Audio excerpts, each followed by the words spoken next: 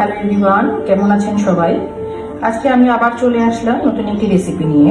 আজকে আমি রান্না করব ডালের বড়া দিয়ে টক ঝাল। এই টক ঝাল রেসিপিটি বানাবো কাঁচা আম দিয়ে।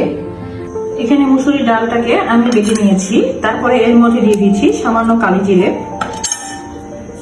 স্বাদ মতো লবণ, শুকনো মরিচের গুঁড়ো। এখন এটাকে খুব ভালোভাবে আমি মাখিয়ে নেব। ডালের বড়াগুলোকে এখন আমি ভেজে নেব।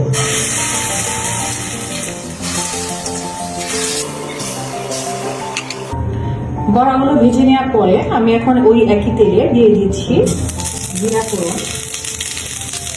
দুটো তেজপাতা, গোটা এলাচি এবং দারচিনি,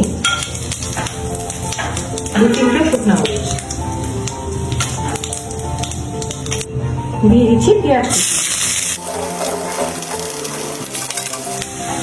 এই রান্নায় আমি দেশি ছোট আলু ব্যবহার করছি।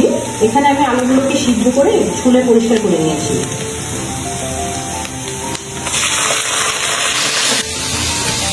সামান্য হলুদ আর লবণ দিয়ে আমি এখন আলুগুলোকে কিছুক্ষণ ভেজে নেব।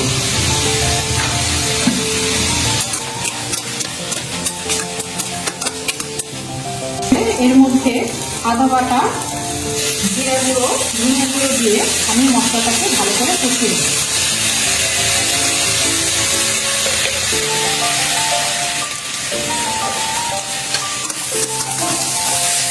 সামান্য জল দিয়ে দিচ্ছি।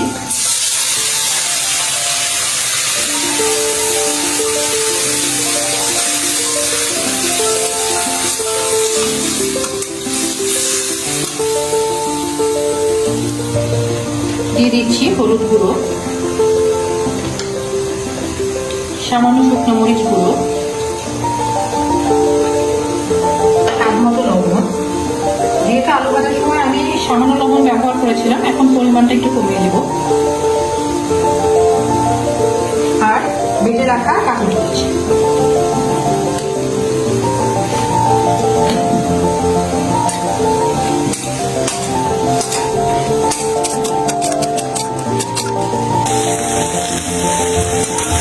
মশলা কষানো হয়ে গেছে, আমি এখন এর মধ্যে জল দিয়ে দিচ্ছি।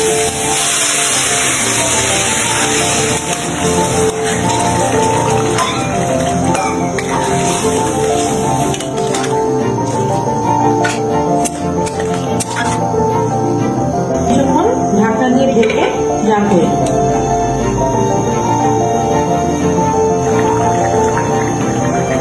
জল ফুটে উঠে গেছে, আমি এর মধ্যে আমগুলো দিয়ে দিয়েছি।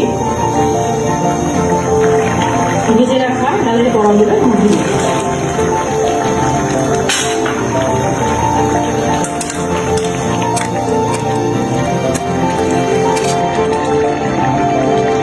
কিছুক্ষণ ঢেকে এটাকে রান্না করব।